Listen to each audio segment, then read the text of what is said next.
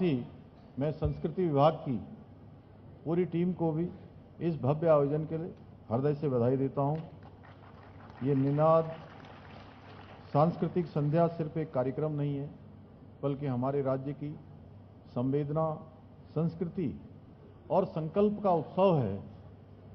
निनाद अर्थात वो ध्वनि जो आत्मा को छूती है, आत्मा को छू जाए। और सच कहूं तो उत्तराखंड की आत्मा का निनाद उसके लोकगीतों में, नृत्यों में, वाद्य यंत्रों और परंपराओं में ही बसता है। और जब हम उत्तराखंड राज्य गठन के 25 वर्ष पूरे कर रहे हैं, तो यह अवसर कृतज्ञता और गर्व का क्षण है। कृतज्ञता उन राज्य आंदोलनकारियों के प्रति है जिन्होंने अपने लंबे संघर्ष से, त्याग से, बलिदान से हमें उत्तराखंड की पहचान दी, उत्तराखंड राज्य स्थापना का मार्ग प्रशस्त किया। और गर्व इस बात का है कि हम सब ने मिलकर 25 वर्षों में देवभूमि उत्तराखंड को नई ऊंचाइयों तक पहुंचाया है। भाइयों बहनों, उत्तराखंड केवल एक भौगोलिक प्रदेश नहीं है, बल्कि एक संस्कृति, एक भावना और एक जीवन दर्शन है। यहाँ की नदियाँ हमें संयम सिखाती हैं, यहाँ के पर्वत हमें स्थिरता का पाठ पढ़ाते हैं, और यहाँ की लोक संस्कृति हमें बताती है कि जीवन का असली सौंदर्य सादगी और सामंजस्य में बसता है। इसलिए हमारे जागड़, झोड़ा, चांचरी, हुड़का और रणभेरी ये केवल कलात्मक अभिव्यक्तियां नहीं, बल्कि ये हमारी आत्मा है। निनाद जैसे आयोजन हमें अपनी उसी मूल से जोड़ते हैं और हमें याद दिलाते हैं कि आधुनिक विकास के साथ साथ संस्कृति की जड़ों को मजबूत रखना भी बहुत जरूरी है, अत्यंत आवश्यक है। मुझे बताया गया कि इस मंच के माध्यम से उत्तराखंड ही नहीं, बल्कि पूरे हिमालयी क्षेत्र की जो समृद्ध सांस्कृतिक परंपराएं हैं, उन सभी को इस निनाद के माध्यम से एक सूत्र में पिरोया गया है। एक और जहां हिमाचल के खोड़ा नृत्य ने समा बांधा, वहीं आसाम के बिहू और लद्दाख के जोबरा नृत्य ने इस मंच को जीवंत बनाया। साथ ही गणरत्न नरेंद्र सिंह नेगी जी, प्रीतम भरतवाण जी, पंडित विश्व मोहन भट्ट जी और मालिनी अवस्थी जी और सुरेश वाडेकर जी सहित अनेक कलाकारों ने निनाद को अविस्मरणीय बना दिया।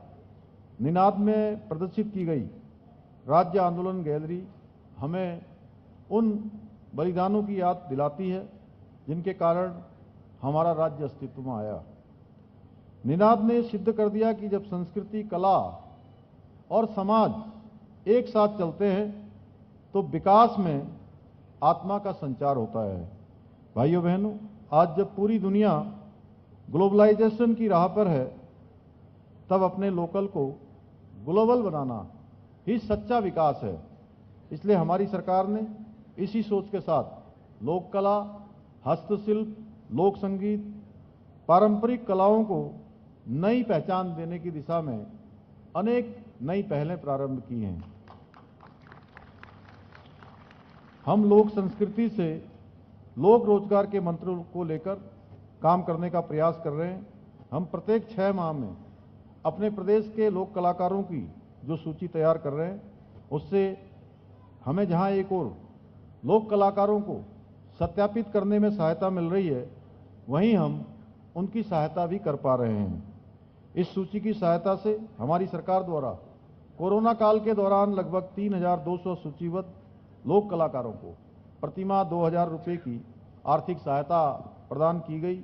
इसके अलावा हम लोक कला के क्षेत्र में अपना जीवन समर्पित करने वाले 60 वर्ष से अधिक आयु के वृद्ध और अस्वस्थ लोक कलाकारों को प्रतिमाह 3000 रुपये की पेंशन भी प्रदान कर रहे हैं। यही नहीं, हमारी सरकार लोक कला और संस्कृति को नई पीढ़ी तक पहुंचाने के लिए गुरु शिष्य परंपरा के अंतर्गत 6 महीने का लोक प्रशिक्षण कार्यशालाओं का आयोजन भी कर रहे हैं। इन्हीं कार्यशालाओं के माध्यम से युवा पीढ़ी को हमारी पौराणिक लोक संस्कृति, महत्ता और समृद्ध परंपराओं के प्रति जागरूक किया जा रहा है। हम आर्ट गैलरियों की स्थापना भी कर रहे हैं, जिनके माध्यम से हमारी सांस्कृतिक धरोहरों को संरक्षित और संवर्धित और विकसित करने में सहायता मिल सकेगी। इतना ही नहीं, हमारी सरकार साहित्य और संस्कृति के संरक्षण एवं प्रोत्साहन के लिए संकल्पित होकर निरंतर कार्य कर रही है। हम एक और जहां उत्तराखंड साहित्य गौरव सम्मान, साहित्य भूषण और लाइफ टाइम अचीवमेंट पुरस्कार के माध्यम से उत्कृष्ट साहित्यकारों को सम्मानित कर रहे हैं, वहीं हम हिंदी सहित विभिन्न स्थानीय भाषाओं में ग्रंथ प्रकाशन हेतु साहित्यकारों को अनुदान भी प्रदान कर रहे हैं। यही नहीं, हम अपनी स्थानीय भाषाओं और बोलियों के संरक्षण के लिए भी सतत प्रयास कर रहे हैं, ताकि आने वाली पीढ़ियां अपनी समृद्ध भाषाई विरासत से जुड़ी रहे। भाइयों बहनों, कोई भी राज्य कितना भी विकसित क्यों न हो जाए, परंतु अगर वो अपनी संस्कृति, अपनी लोक कलाओं और संस्कारों को जीवित नहीं रख पाता है तो वो सच्ची प्रगति नहीं कर सकता है। इसलिए मुझे पूरा विश्वास है कि निनाद सांस्कृतिक कार्यक्रम हमारी संस्कृति और परंपराओं और संरक्षित और संवर्धित करने की दिशा में एक महत्वपूर्ण आयोजन साबित होगा। मैं आज के इस अवसर पर 2-3 जो राज्य के हमारे कलाकार हैं उनके लिए घोषणा भी करना चाहता हूं कि वृद्ध एवं आर्थिक रूप से कमजोर कलाकारों तथा लेखकों को, जिन्होंने अपना पूरा जीवन कला एवं संस्कृति तथा साहित्य की आराधना में लगा दिया है, परंतु वृद्धावस्था व खराब स्वास्थ्य के कारण वह अपने जीविकोपार्जन में असमर्थ हो गए हैं, उनको अभी तक जो पेंशन 3,000 रुपये मिल रही थी, अब उसको 6,000 रुपये मासिक की जाएगी।